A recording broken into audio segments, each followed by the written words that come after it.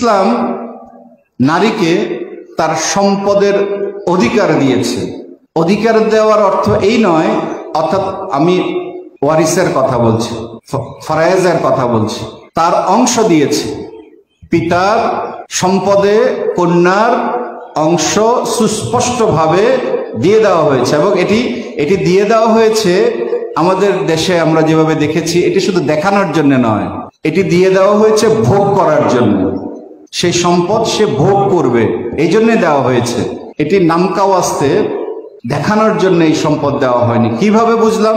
এইভাবেই বুঝলাম যে ওই সম্পদ থেকে সে উপসত্ব সে পাবে, সেই সম্পদ, সেই উপসত্ব থেকে তার যদি যাকাত তার উপরে বাধ্যতামূলক হয়, তখন সেই যাকাত দেওয়ার দায়িত্ব কিন্তু তার, অর্থাৎ তার মালের যাকাত সেই মহিলাই দিবে।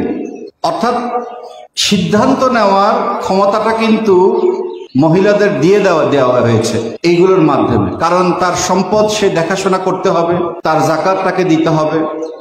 এমনকি আমরা জানি যে বিয়ের যে পারমিশন, সে পারমিশনও কিন্তু কনেকে নিজেকেই দিতে হবে, নিজেকেই সিদ্ধান্ত নিতে হবে।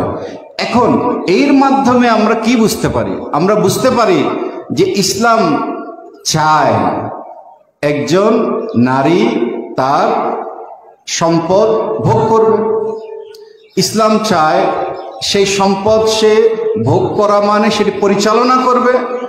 ইসলাম চায় সেটি পরিচালনার জন্য সে প্রয়োজনীয় দক্ষতা, সক্ষমতা অর্জন করবে, এবং সেই দক্ষতা, সক্ষমতা অর্জনের জন্য যত বড় সম্পদ তত বড় দক্ষতা অর্জন করবে, সক্ষমতা অর্জন করবে।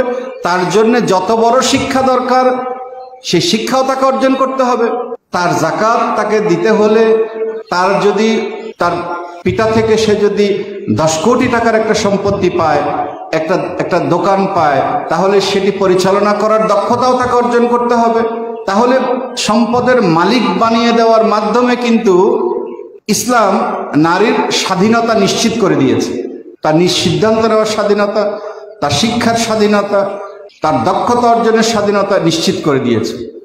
কিন্তু আমরা অবলা ফতোয়া দিয়ে, আমি জানি না এটা কেন হয়েছে, কি হয়েছে, এমনভাবে করেছি যে আমি জানি না চট্টগ্রাম বা আমি চট্টগ্রামে তো আমি চিনি, এমনও অনুভূতি আছে যে অনেক মহিলাকে দেখতে পারেন তার পিতার সম্পত্তি সে নেওয়াটাকে, সে এটিকে একটি অশুভ কাজ মনে করে।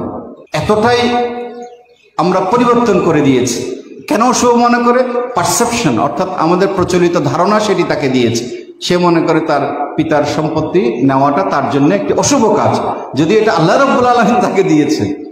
কারণ আমরা তেমন করে ফেলেছি। কারণ না দেওয়ার জন্যে যত সব ধরনের পদ্ধতি আমরা অবলম্বন করেছি, তাকে দেইনি। তার হক না দিয়ে আমরা তাকে, যেহেতু তাকে পরিচালনার জন্য যে দক্ষতা অর্জনের জন্য যে শিক্ষা দীক্ষা তার ব্যবস্থা থেকে তাকে যেহেতু বঞ্চিত হয়ে গেছে, সে আস্তে আস্তে অবলা হয়ে গেছে। সে যখন অবলা হয়ে গেছে, তার উপরে অবলার ফতোয়াটাও এসে গেছে, তখন তার পক্ষ থেকে সবকিছু হয়েছে।